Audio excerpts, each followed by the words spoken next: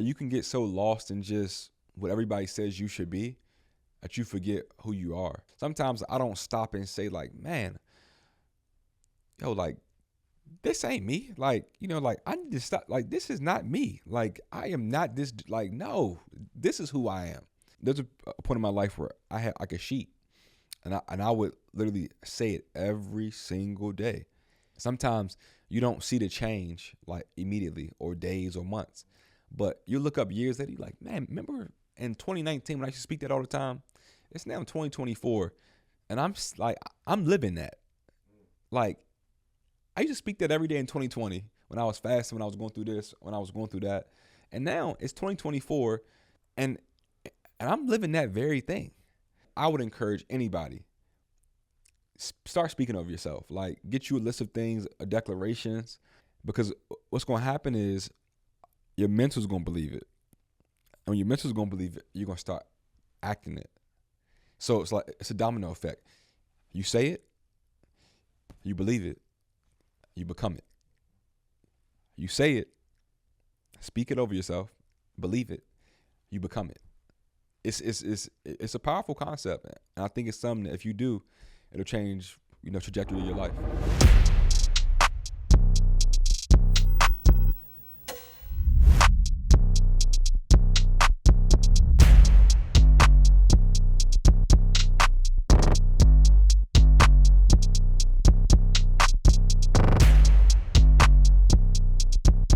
Welcome back to the Easy Talk Show. I'm your host, Easy Ward. This is the show where you get nourishment for your needs, food for your soul, and of course, healing for your hearts.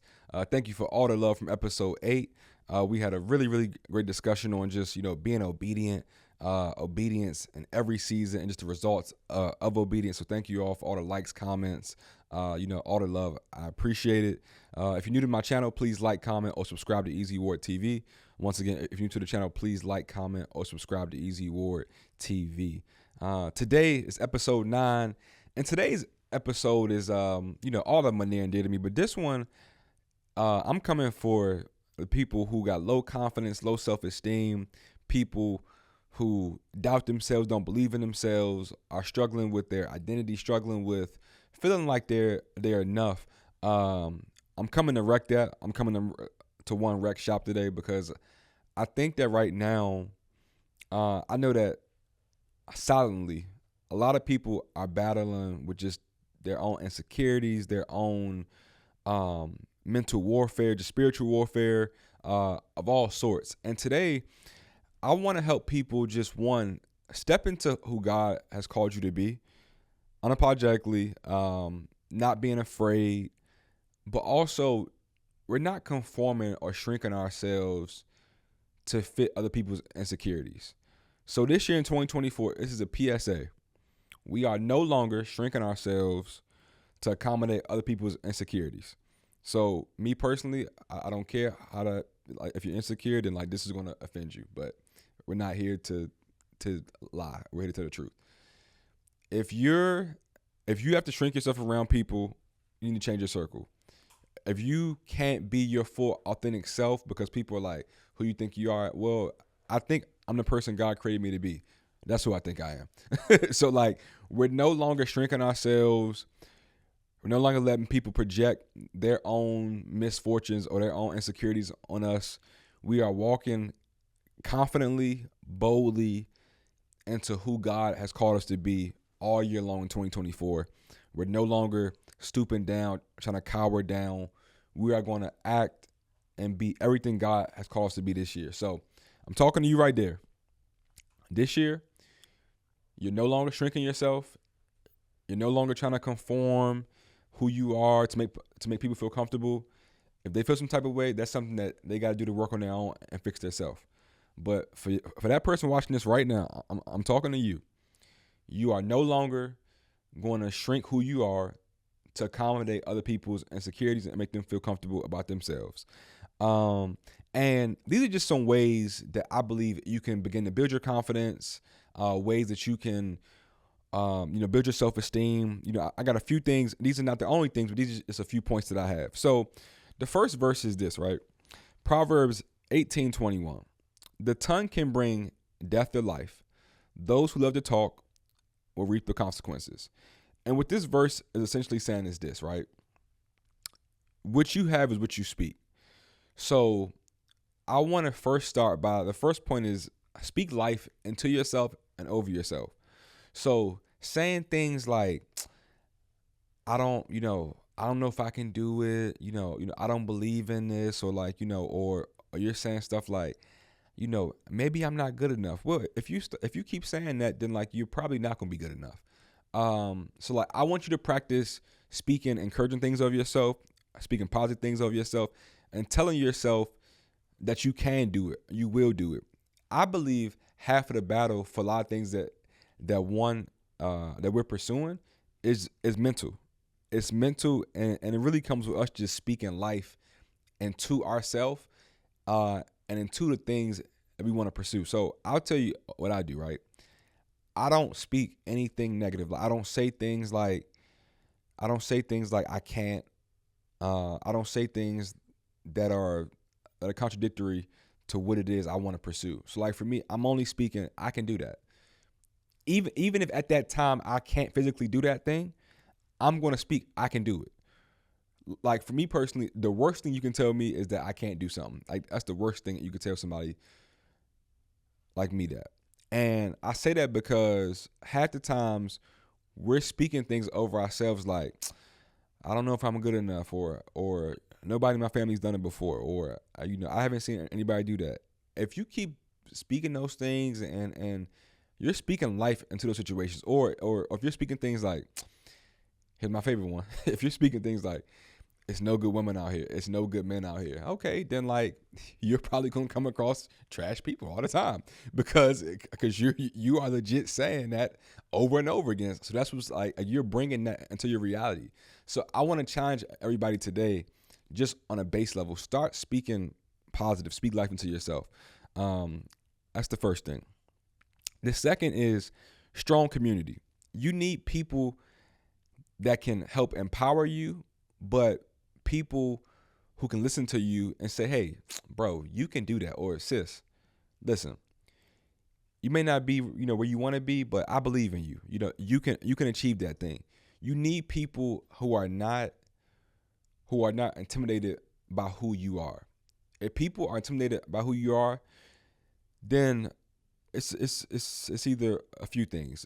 And it may be all things, but they're either jealous, hating, or they're just so not comfortable with who they are that they can't stand and see that, like, man, you are really comfortable and walking in who you are. So you need people around you who can help empower you, who can help encourage you, who can help really speak great things into you. And then the last thing that I think that you can do to like, one, build your self-esteem, have more confidence, and really just improve yourself is working on yourself and improving in your life, in different areas. So when I say improving in your life, like, whatever your craft is, working at that, physically working out, therapy, getting mentally sound, reading books, listening to podcasts, doing different things to really just expand your overall intelligence, your physical, features as well. But and working on your respective craft. These are all things that build confidence, because when you're confident in who you are physically, when you're confident in your mental, capability, when you're confident in your craft, that translates to every other area of your life, because you go in rooms knowing, listen, I may not be where I want to be, but I know that for sure I am meant to do this. I am comfortable at this. I am confident at this, and I feel good about what it is that I'm doing. So, what I've seen in my life is that there's a time when I was severely out of shape. And I had to look in the mirror and I was like, man, this is affecting my self-esteem and my confidence. But when I took ownership of my fitness journey, with my health, that translates a confidence where I'm like, man, I put in the work. And when you put in the work with something, you know what you've done to get there. So therefore, that right there will breed confidence. Like, whether it's your job, whether it's, your relationship, whether that's your, physical body, mentally. When you put in work or doing something, you're going to know, like, man, I put in time to do this. So I know that, like, what it is that I've done is going to have real real impact and real fruit. So the 3 points for the day are this: speaking life into yourself, strong community, voices who you can listen to, and people who can overall empower you. And then 3 is working on yourself and improving in your life and your different areas, whether it's physically, mentally, professionally. Just constantly working on yourself. So that's what I have for today. Dan, what you got for me? Well, you be doing it, man. I got a couple things. One of your points was finding and building a strong community. What would you say to the person that is looking for a community? This is a question that we kind of addressed earlier in the season, but I still feel that there's people that don't know how to break out of that mold because they're so comfortable, and it's uncomfortable finding new friends, finding a community. What are some things that people can do to break out of that comfort zone to find people that pour back into them? Yeah. So one thing too, and what I'm about to say, don't be weird about this. Like, I think everybody knows what I mean when I said don't be weird about this. But like, look, just even on social media, right? I know it's people watching that we have people on social media that we're cool with, but like we haven't necessarily like met them in real life yet, or like like I would say this: we're social media friends. So if you can't find people in your physical community, right? I would just say start by looking at people and your followers that you may be interacting with, or like you all may have like similar interests. Like, for example, if you're somebody who loves basketball and you see one of your followers is a big basketball head, and you all haven't really met, but you all have like probably mutual friends. Most of us have mutual friends because the world is pretty small for the most part. You all have mutual friends, and you guys talk about what's going on between Luka, Kyrie, and like the Celtics, right? Start somewhere like there. Like, hey, you know what? We have a common interest. Hey man, can we just chat from from time to time? And like I said, don't be weird about it. I think we all know how to approach a situation without being awkward. But if you have somebody that you have common interests, I think that's the first start to really wanting to find that healthy community. Because I know for me, if it's somebody that we have the similar music taste, or we can talk about rap together, I may be like, oh, you know what? I want to, chat some more. Like, not like I said, once again, don't be weird about it, but that's usually a good stomping ground, especially for men. Men, we need some type of common ground, because like men are not just reaching out to somebody saying, "What's up, bro? Can we be cool?" Like that is weird. Like, we're not doing that. So for men, it's my fellas out there. I think women kind of got this really figured out pretty well. But for my fellas out there, I would say find somebody that you have a common interest, and then start there. Like, a friendship with a man, like with men, it builds organically. Like, you can't force it, because if it's forced, it'll feel forced, and if it's forced, it will not work. So right. I would say find a common interest. That's the main underlying thing that I would say. And then from there, I think you'll be able to find what you're looking for. Right, and to add on to that, like was said before, there's community groups, there's churches, there's if you play basketball, go to the gym. If you like to run and work out, go to the run. Like, go find a running group. Like, there's Facebook groups. Whatever you got to do, join a community, and then within that community, I think you'll find thing. And the hard question follow up is, how do I know it's time for a change of pace with the current circle that I have? Whenever people start to, whenever consistently people start saying like, who you think you are, or it's nothing positive or reaffirming toward what it is you're trying to do or trying to pursue, then I think you need to begin to take a close look at your circle and say, hey, you know what, this is not helping me push forward. This is almost holding me back, or trying to hold me to who I once was. And we're always evolving, so you should have peers around you who respect that and empower that and speak life into that. If you have people who are always trying to hold you to what you once were, or the person you were in your past, they're not friends. They're like haters disguised as friends. They're people who are jealous of your evolution. And most times, this is not a certain fact, but I'm going to make a bold statement. Majority of times, people who do that it's because they haven't evolved. Mm-hmm. They're still stuck in who they once were. They're still stuck in their old ways or things like that. So if you're in a circle of people who are always trying to hold you to who you once were or to what you used to do or things you used to be into, and you're evolved past that, that's not a friends. Like that's a cage. Wow. That reminds me of like growing up. You know, you have certain childhood friends that you grow up with, and like it's okay to grow apart sometimes, because if they're not evolving and growing, it's kind of like it's almost your circle is almost like a mirror of who you are. It is.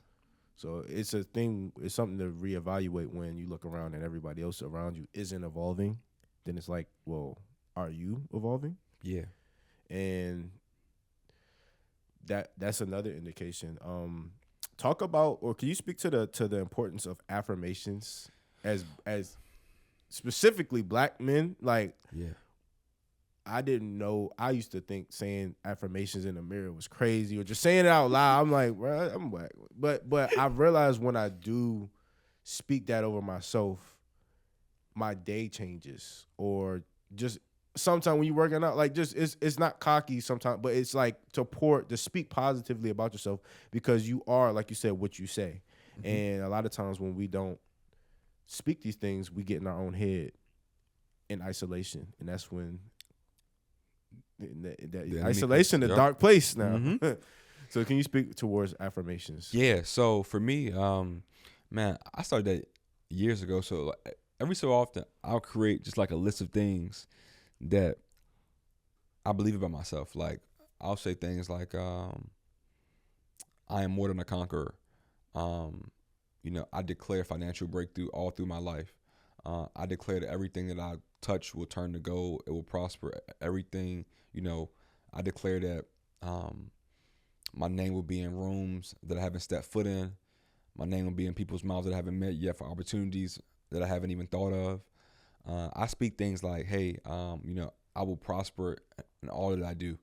Everything that I do will be successful. And like, I speak things like you are a king, you know, like act as such. And I think that helps with just at times when there can be times as a man where like sometimes, especially as a Black man, where like sometimes you can forget who you are. You can get so lost in just what everybody says you should be that you forget who you are. And sometimes for me, I've struggled with like that. Like just going through life and going through like the hustle and bustle of life. Sometimes I don't stop and say like, man, yo, like this ain't me. Like, you know, like I need to stop. Like, this is not me. Like, I am not this. Like, no, this is who I am. And I think speaking that over and over again, like, there's a point in my life where I had like a sheet, and I would literally say it every single day. And it's funny because seemingly so, it was like we was talking about off camera today. Sometimes you don't see the change like immediately or days or months, but you look up years later, you're like, man, remember in 2019 when I used to speak that all the time? It's now 2024, and I'm living that. Like, I used to speak that every day in 2020 when I was fasting, when I was going through this, when I was going through that. And now it's 2024, and I'm living that very thing. So, man, I would encourage anybody, start speaking of yourself. Like, get you a list of things, declarations, things that you believe about yourself. You know, you are more than a conqueror. You are a king. You are a queen. Everything you touch will turn to gold. Everything you do will prosper. Financial breakthrough over your life. You know, you are healed and whole. I would just speak a ton of things over myself, positive, of course. But those things, because what's going to happen is your mental's going to believe it. And when your mental's going to believe it, you're going to start acting it. So it's a domino effect. You say it, you believe it, you become it. You say it, speak it over yourself, believe it, you become it.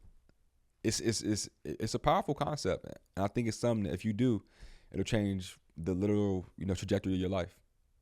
That believing is the last thing that believing is key. Because that goes back to our thing. It's about faith. Yeah. Because like you got to believe what you say. You know what I'm saying, and you got to voice that. And it can come true. Last is just, I think there's a difference between, or I'm curious to think when people become insecure or when they stray away from and they forget who they are. There's a difference between if they were to write down who they are on a piece of paper versus who did God create them to be. Yeah. Like, and I'm curious to see like if people have like what that difference looks like. And I just don't want people to ever lose faith that they can't become who God created them to be. That's your purpose. That's your mission to get there. And do you think you have anything else to do? Another hurdle to overcome to become who God He's created you to be? Like me personally, man. That's a really great question.